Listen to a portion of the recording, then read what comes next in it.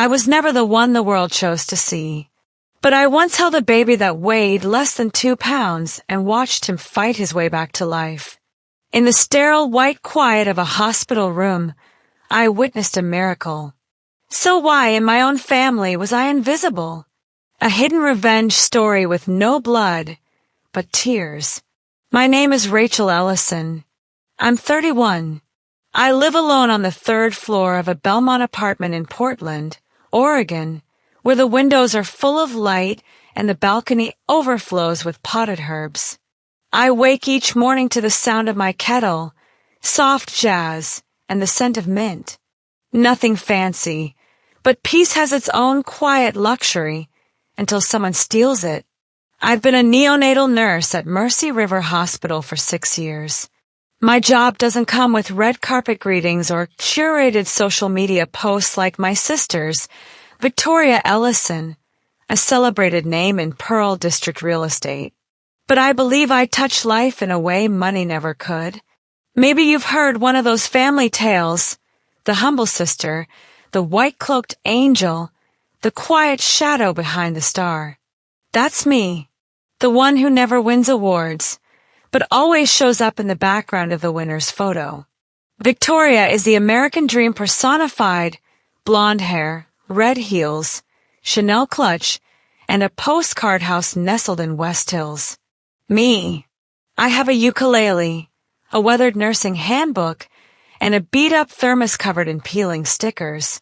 My friends joke that I'm an emotional doctor because mothers trust me more than their OBGYNs. But no one ever asks, "Are you okay?"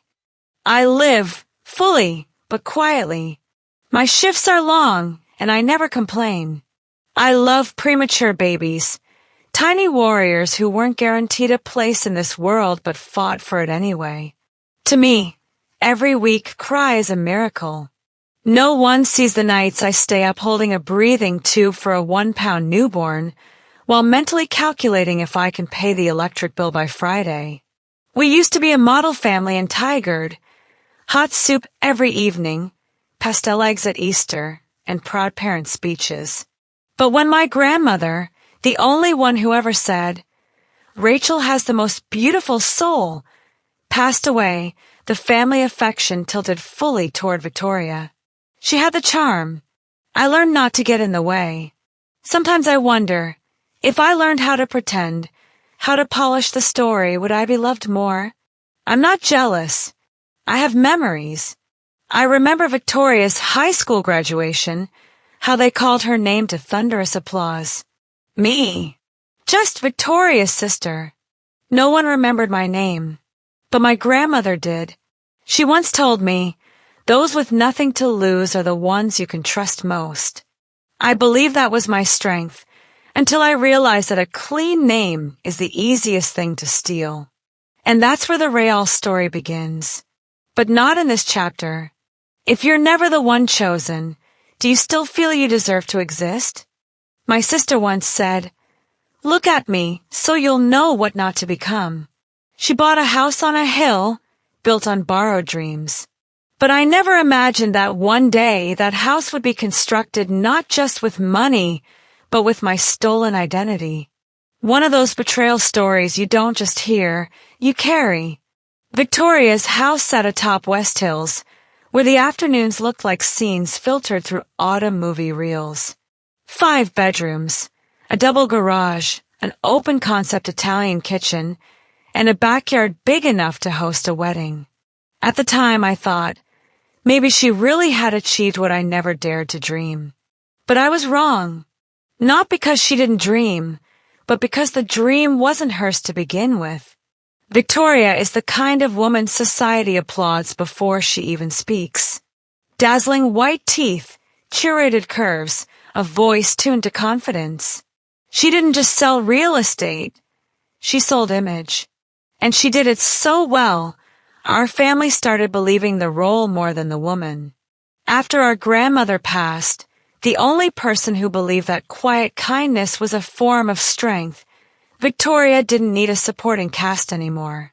She stepped onto the family stage as though the spotlight had always belonged to her. I stepped back, like always, learning the art of silence, even as the applause grew louder in her favor. The first time I visited her new house was during a congratulatory party. I remember everything: the cedar-scented candles, the artisanal cocktail bar, the artfully staged paintings meant to look effortless. I passed by a mirror and saw myself in an old navy blue dress. For a moment, I felt like I had trespassed into a world not built for me. Victoria hugged me, the kind of hug you give to someone you don't dislike, but don't know either. "You'll have a house like this someday," she said, her hand on my shoulder. "You just have to stop settling for less." I smiled thinly and thought, what do you know about living with less when your more is built on things no one sees? I used to wonder, if I tried harder, if I played the part, wore the mask, would I finally be seen? But then I remembered, during her graduation, I was called the nameless shadow. I could wear the dress, the lipstick, the pretense, but I never learned how to pretend well enough to be loved in the way the world rewards. Victoria lived in a world where everything had a price tag, even trust. And when trust becomes currency, family becomes collateral. This wasn't just a true infidelity story between lovers. These were infidelity stories between blood. And that kind of betrayal, the kind hidden behind family tales, changes how you love forever.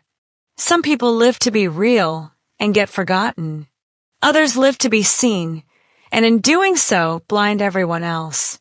Have you ever wondered what would happen if you chose to live a lie? My name is Rachel Ellison, and one morning, I was asked to pay nearly $700,000 in debt. It bore my name, my signature, my birth date. I've never been married, but somehow, I become the central character in a true infidelity story, only this time the betrayal didn't come from a lover. It came from blood. When the call came, I was changing the bandage of a 3-day-old infant, 1.8 kilograms, post-op intestinal surgery. It was a Tuesday morning like any other, until the phone buzzed in my scrub pocket, and nothing was ever the same again.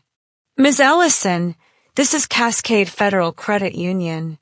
You're 90 days past due on your mortgage loan of $688,000 for the property on NW Crown Drive." I froze, hands hovering over a stitch mid-wrap. "I'm sorry, what?" "We've sent 3 notices via email and postal mail. If you don't respond, we'll forward the case to asset recovery." It felt like someone had just thrown ice water on my spine. I'd never bought a house, never applied for a mortgage. I didn't even know where NW Crown Drive was. After my shift, I went straight to the bank, still in my uniform, mind racing with questions. And then I saw it, nearly an inch-thick folder, with my name on every page, my signature on every line, and an email address almost identical to mine, off by just one character. RachelEllison93@gmail.com, instead of RachelEllison1993@gmail.com.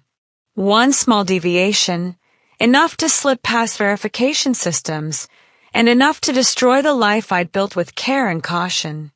The file included everything: income verification, credit reports, mortgage terms, property insurance, all under my name. And the property address? NW Crown Drive. Victoria's house. I didn't need Sherlock Holmes to connect the dots. Just my own memory of someone never chosen, suddenly becoming the perfect mark. I held that file in both hands like I was cradling my own shattered skull. I knew this wasn't a mistake. It was deliberate. A form of cheating not in romance, but in family. One of those stories cheating that don't make it to daytime television because there are no affairs, only cruelty. Victoria, my sister, had borrowed my ID last year, saying she needed it to verify temporary residency for a client file. I believed her, because who would ever suspect that a cheating wife's story could unfold inside a family where no one was technically unfaithful. In that moment, I understood. The price of a name isn't just the dollar figure tied to a contract. It's knowing that someone you once loved could weaponize your identity and feel no guilt. When you're called by your own name, but asked to pay a debt you never knew existed, what would you do? What hurt the most wasn't that someone betrayed me. It was that the person I trusted most treated my identity like an ATM card. In a single email thread, I saw the truth, not from someone else, from my own reflection. That night, I came home clutching the file I had printed at the bank. My eyes still burned. The salt lamp on my kitchen counter was still on. The clove candle hadn't burned out. I always left a little light, a little scent, something to remind myself that someone truly lived here. I opened my laptop. In my secondary email inbox, hidden beneath spam filters, there were dozens of confirmations. New financial accounts, luxury purchases, credit card transactions. All in my name, sent from an address almost identical to mine. And the IP, from Victoria's house. I printed each email, one by one. It felt like flipping through the diary of an imposter wearing my skin. This was one of those family revenge stories, quiet, calculated, and cruel. I started building a crime board in my living room. Red strings linked IP addresses to locations, blue pins for transaction dates, black pins for anything over $5,000. I started counting the money, the lies, the moral debt, the number of times Victoria looked me in the eye without realizing I already knew. Each time I clicked transaction details, memory surfaced. Those quiet nights when she sent me pictures of her new home, texted me, "Thanks for always believing in me, sis." And I had believed her. I had loved her. And that's why it hurt. I set up a backup email, changed every password, enabled two-factor authentication on all accounts. Then I wrote to an old lawyer friend in Seattle. The subject line, no longer hypothetical. Somewhere inside me, fear turned into movement. That night, I wrote in my journal, when someone else bought a house, I didn't know I had lost my identity too. This wasn't just an infidelity story. This was a betrayal of trust, of belief. This wasn't fiction. This was my life. If the person in the mirror has surrendered their name, who will step up and reclaim it? They say black and white documents don't lie. But I learned something deeper. They don't just record the truth. They force you to face it. In every period, every forged signature was proof that family betrayal wasn't a metaphor. It was breathing, real, and wearing the face of someone I once called my own. That morning, I didn't go to the hospital. I took my first day off in 3 years. Not because I was tired, but because I knew some battles don't wait for you to be ready. Some you choose because you've been cornered. I went to see Nadine Keller, a signature analysis expert who once testified in a bitter inheritance lawsuit between two sisters in Idaho. She was the kind of woman who could spot deception in the swirl of a pen. Nadine stared at the documents I brought in for 10 full minutes. Then she pointed to the R in my first name and said, "This stop right here, that's not the mark of the real signer. Someone practiced this." I shivered, not from surprise. Deep down, I had always suspected it. I just hadn't yet built the courage to name it. Burning revenge, orchestrated by the very person I used to trust with my life. I printed everything, left no page behind. I pinned each invoice, email, and financial record to a wall. Then I opened my credit report and stared at the drop, 762 down to 534. A free fall not caused by my mistake, but someone else's choice. Then I called Melissa, my college roommate, now a banker at a different firm. She remembered Victoria right away. She came in asking for a loan, Melissa said. But we turned her down. Shady credit history. "Are you okay?" she asked gently.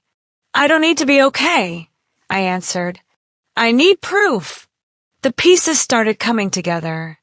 That lavish home had been renovated with money loaned under my name. The new Lexus, insured with my records. Even the Maldives trip her husband Brian took, paid on a credit card that said Rachel Ellison. I sat down and scribbled in my notebook with a shaky hand. I was the foundation of a house I've never stepped foot in. That's when it hit me. This wasn't just another sad entry in the catalog of family tales gone wrong.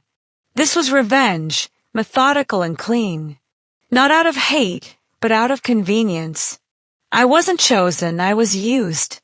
I called all 3 major credit bureaus, froze my files, blocked all future loan requests, enabled fraud alerts. No more feelings, just action. There were no tears left, only the steady thump of a mind waking up. Like a tree breaking through stone, I knew. From here on out, every step I take must leave a legal footprint. No more gray areas. When someone you love turns you into a tool for their dream, will you stay silent to keep the peace, or speak up to... I once believed only people could betray. But then I saw my name rejected by bank systems, credit card applications, even hospital billing forms. Numbers don't lie. This wasn't just one of those cheating stories in love. This was hidden revenge from the person who stole the reputation I guarded like blood. When I typed my social security number into Equifax, I didn't expect my hands to shake harder than they ever had placing a breathing tube in a preemie's throat. But this time, there was no medical alert, no life hanging in the balance. Just one number, glowing in red, 534. I stared at it like a scar. No bleeding, but it burned. Every fraudulent charge, every late payment, another slice into the credit record I had worked years to protect. And the hand that wielded the knife? My sister's. My name was now on the high-risk credit list. No loans. No phone plan upgrades. Even my application to volunteer for an international medical mission was rejected. Credit profile does not meet program criteria. It was the first time I truly understood what it means to be erased while still breathing. To be alive, working, giving, but the systems that surround you begin to erase you from the map of your own existence. I printed out my credit report, line by line, highlighting every charge that wasn't mine. It looked like a test I never signed up to take. These numbers weren't neutral anymore. They had become testimonies. And me, I had become my own witness.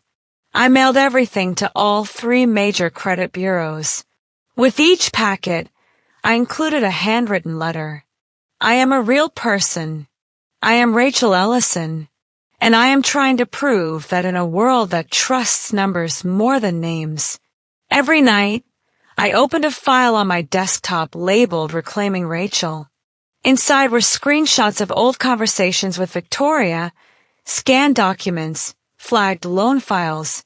I categorized everything: suspicious transactions, verification needed, duplicate IP evidence. This was no longer just grief. It was a strategy. I also began financial therapy. The counselor said, "You can't control who betrays you, but you can control how you get back up." For the first time in weeks, I cried. Not because I was weak, but because I was returning to myself. Someone with choices. Someone with voice. I shared my story in an online community for identity theft survivors. No one was shocked. One woman said, "We're not betrayed because we're weak. We're chosen because we're trusted." That sentence pierced me. It was the truth. I used to be the clean record, the dependable sister, the quiet shadow. But now, I am a woman rewriting the definition of who I am, not through someone else's mouth, but with evidence I fought to collect.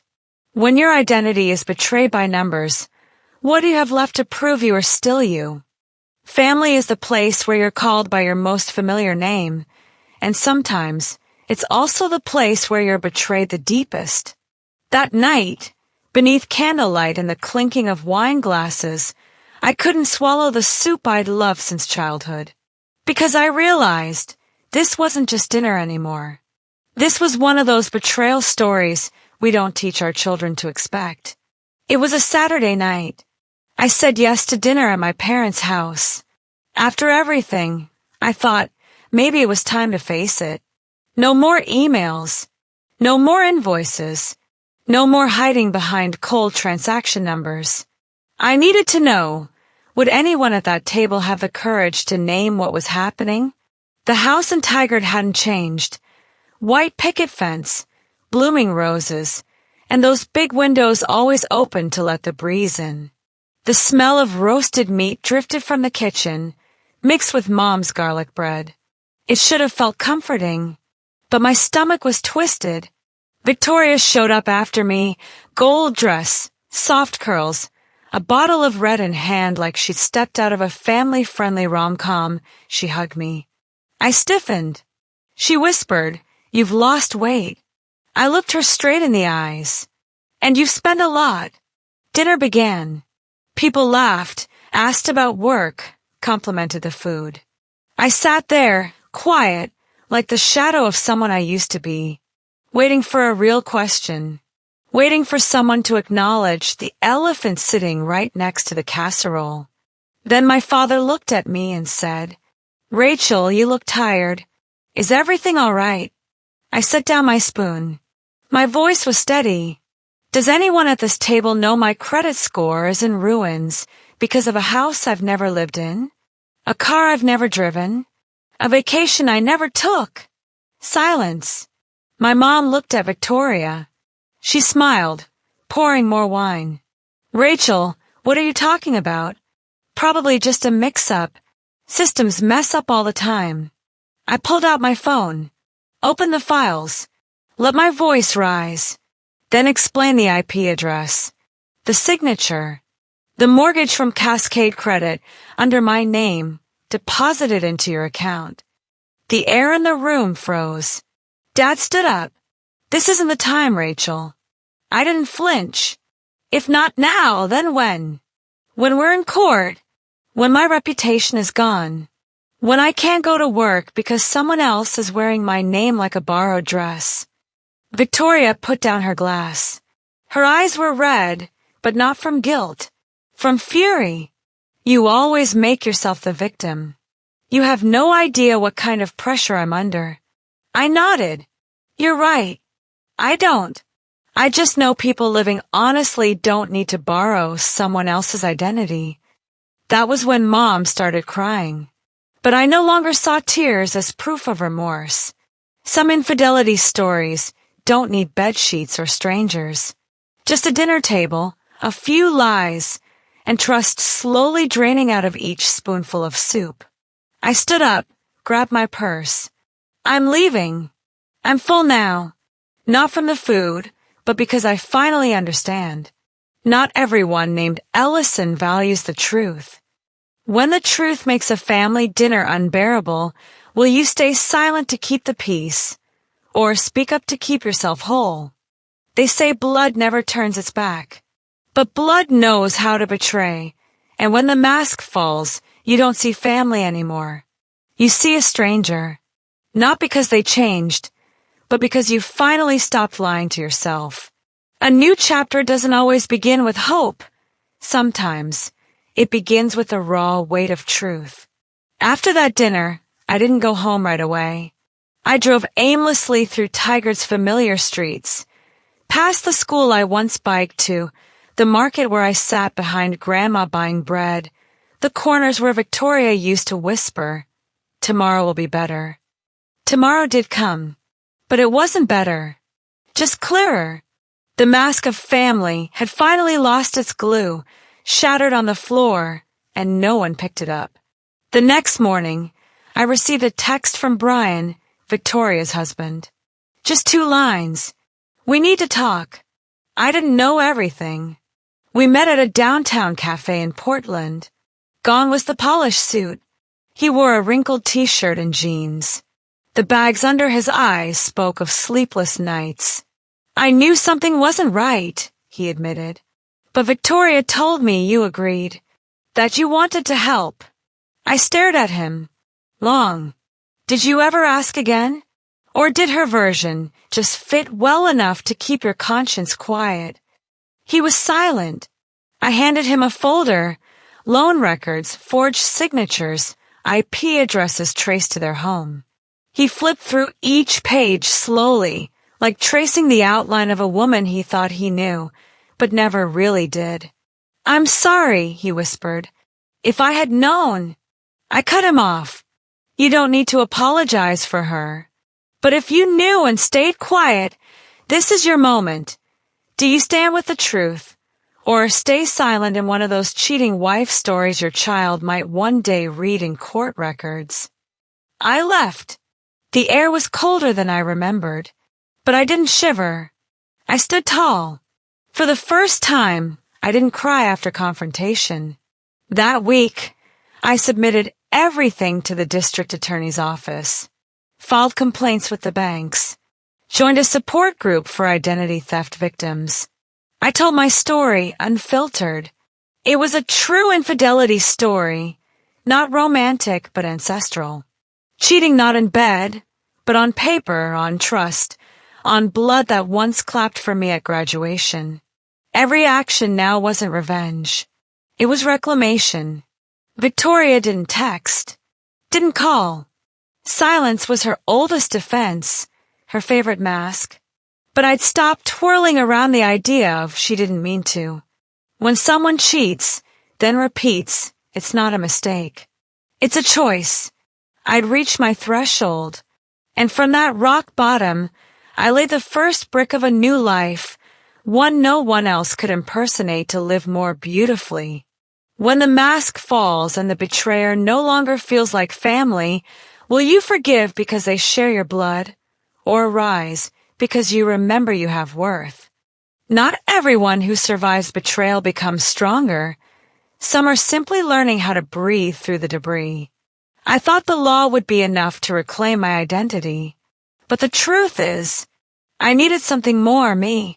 In every jagged inhale, I began learning how to come back to myself from the inside out.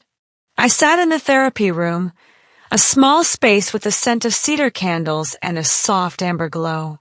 The couch was slightly sunken, not exactly comfortable, but safe enough that I didn't feel like running. The therapist's name was Myra, her voice as light as water, her eyes steady and unflinching as I spoke. So, she asked, when was the last time you felt like a whole person? I didn't answer right away. That question had hurt. Not the way a cut stings, but like someone had opened a drawer I kept locked for years, the place where I stored feelings I hadn't allowed myself to name. I exhaled. I think when my grandmother was still alive. She nodded, didn't write anything down, just listened. And for the first time, after a string of family drama stories that felt more like court transcripts than memories, I got to exist as a human being. Not a witness, not a victim, not a file number. I told her about Victoria, about my parents' silence, about how suffocating it felt to open my mailbox and find yet another fraudulent bill, about saving lives at work while feeling like I was losing mine in the process. Myra said, Rachel, what you're doing is the highest form of human revenge, not lashing out, but refusing to disappear because of someone else's choices. I cried, not because of what she said, but because I didn't know how much I needed to hear it. By the third session, I started journaling again, not to recount betrayals, but to name my emotions. I wrote, I'm angry, not just at Victoria. I'm angry at myself for staying quiet for so long. I'm sad because the one person I looked up to saw me as a tool. I still exist, and I want to exist in full with my name intact. I started setting small goals each week. Report identity fraud to credit agencies, heavy checkmark. Work out 3 times a week, heavy checkmark. review my file without letting it define me in progress. I began sharing my story, not as therapy, but as a declaration. I no longer needed to feel lighter. I wrote to remind myself that some infidelity stories don't involve lovers, but live in the hearts of those who once called you sister, daughter, family. I don't know if I'll ever forgive. Maybe I won't. But I do know this. I'm standing now not to win, but to live. This new chapter in the family revenge stories genre doesn't need a tragic ending. It just needs a rebirth. When you must relearn how to breathe because the people closest to you took your air, will you keep surviving as a shadow or rise to reclaim your breath as your own? When I stepped into the courtroom, I carried more than just files. I carried a broken family and burning secrets. Justice isn't just law. It's the fire that warms a betrayed heart. But can that fire heal, or will it only scorch the wounds that haven't yet closed? The day I walked into that courtroom, there were no spotlights or applause. Just worn walls, wooden benches, and the heavy eyes of those waiting for justice. I was the only one in my family brave enough to speak the truth, to face a family betrayal with no promise of forgiveness. The files in my hands weighed heavy, each page a testament to betrayal, forged signatures, loan agreements, lavish receipts, and tangled numbers revealing a silent but burning revenge. My lawyer told me, "Rachel, this isn't just a case. It's a battle to reclaim your identity and dignity." I took the stand, voice clear and steady. I spoke of sleepless nights, of being deceived under the same roof I once called home. I told the court how Victoria, my own sister, used my name as a tool, a mask to hide her ambitions. This wasn't traditional revenge, nor was it a typical cheating story. It was a deeper, more painful family betrayal. Around me, the courtroom's mixed expressions mirrored the shadows I'd long tried to hide. Some sighed, others clenched fists. And I knew this moment wasn't just about judges or lawyers. It was my declaration as a woman who has risen. The trial wasn't swift or easy, but each day, I felt like another brick laid to rebuild the foundation of my life. The broken walls of my family were slowly replaced by truth, and justice became that new, sturdy wall. I don't expect forgiveness from Victoria or anyone else. What I seek is recognition that I'm no passive victim, but a victor reclaiming herself. When justice stands amid the crumbling walls of family, will you choose silence for peace or speak your truth to reclaim yourself? When wounds become marks, and pain is no longer a private burden, you find strength in the shared voices of those who have suffered. I learned that from painful family tales, we can build communities that heal and reclaim justice for ourselves.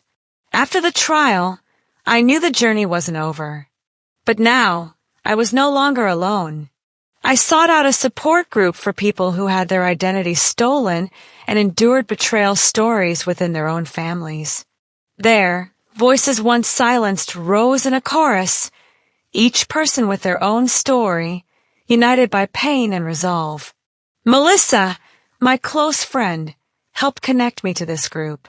They came from all walks of life, but shared a deep understanding of what it means to be betrayed by family. A kind of hidden revenge with no gunshots, no bloodshed, only cold cruelty from within. I shared my story, raw and unfiltered. I spoke of the isolation I felt inside my own family, the loss, the self-doubt. And I heard stories of cheating that I had thought only happened in movies, but lived realities for many. In that group, empathy turned into strength and action. Together, we learned to set boundaries, restore identities, and most importantly, to speak the truth without fear or shame. I started teaching an online class called My Name Is Not Someone Else's, a way to help others stand up and reclaim their lives. Once, a single mother in the group cried, "My daughter stole my identity, and I thought I was the only one." But now, She knows she's not alone. And neither am I. I realized revenge stories aren't always fiery payback. Sometimes they are quiet, persistent battles, journeys of rebuilding and reclaiming control over one's life. By sharing my story on a podcast, my voice echoed to those who had no chance to speak. I received emails and messages from strangers. They shared, they related, they found hope in my story. I began to believe that from scars, we can build a community that not only heals but also prevents similar family betrayals from happening to others. When personal wounds become a shared voice, will you choose silence to protect yourself or speak up to build strength for the community? Fear is not the end. It is the first step toward freedom. I was once a victim of identity theft, living in the shadows of family betrayal stories. But from those broken pieces, I learned to stand up, rewrite my story, and reclaim the voice I deserve to have. After the trial, I didn't return to a peaceful life immediately. My identity had been worn down, not just on paper, but deep in my mind. But I refused to let fear control me. I started by opening a new bank account with the username r_Ellison_acclaimed, a declaration through action. This is me, and no one else has the right to use my name again. I joined the organization, Women Identity Restored, a community of people who suffered from identity theft. There, I was not alone.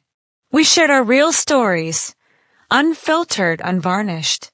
It was a true infidelity story, not of love betrayed, but of betrayal in blood and name.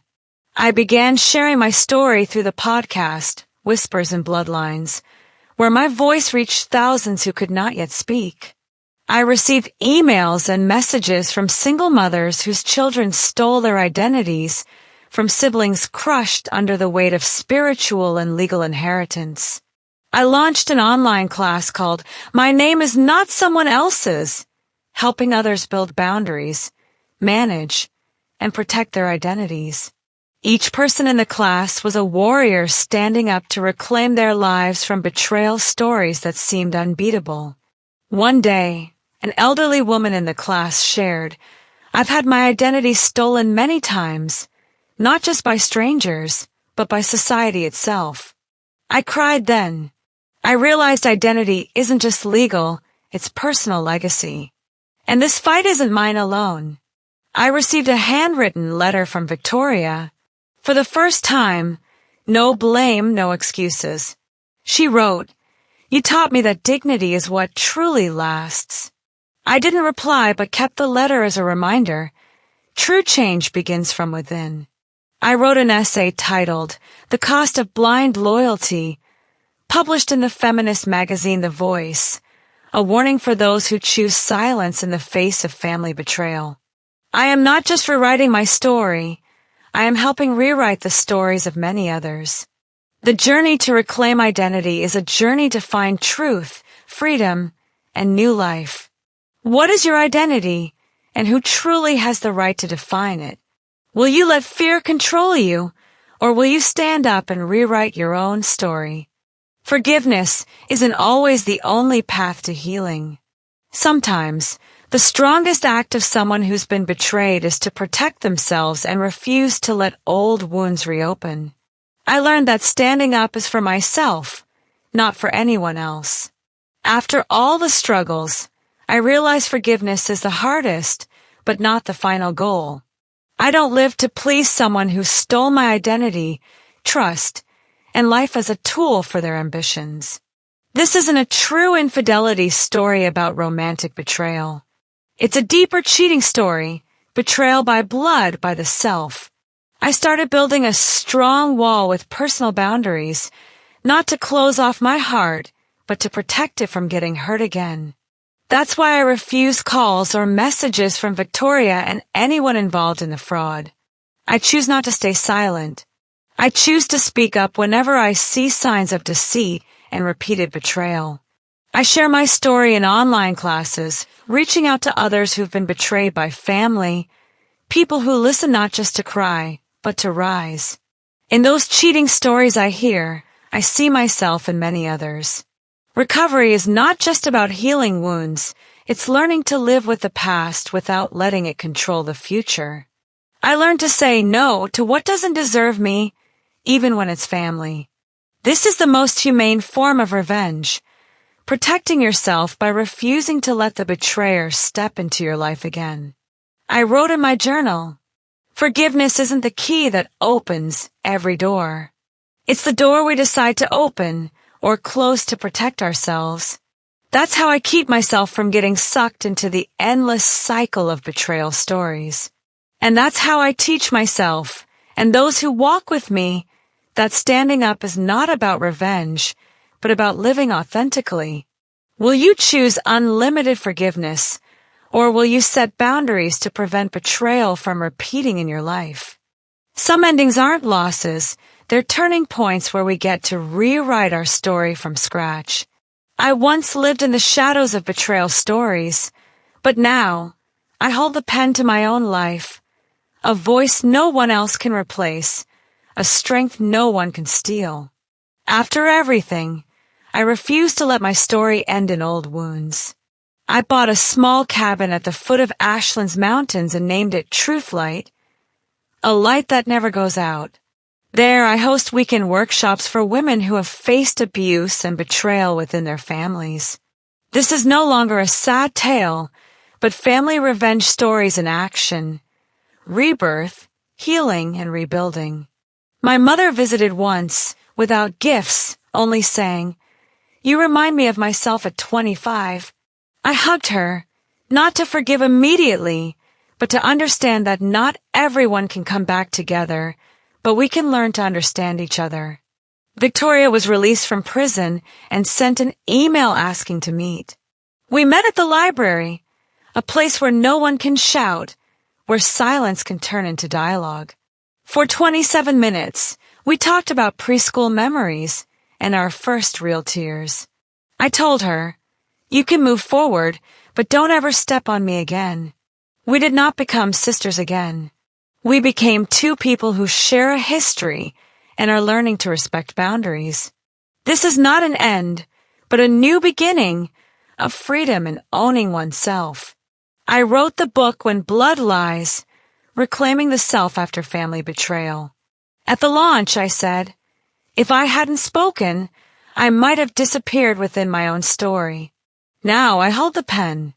I write my own words, no one else. Those family drama stories that once wounded me are now life lessons. Revenge is not retaliation. It's conquering yourself, a rebirth from what you once thought was lost. When your story can end or begin anew, who will hold the pen to write your life? Are you ready to be the author of your own story?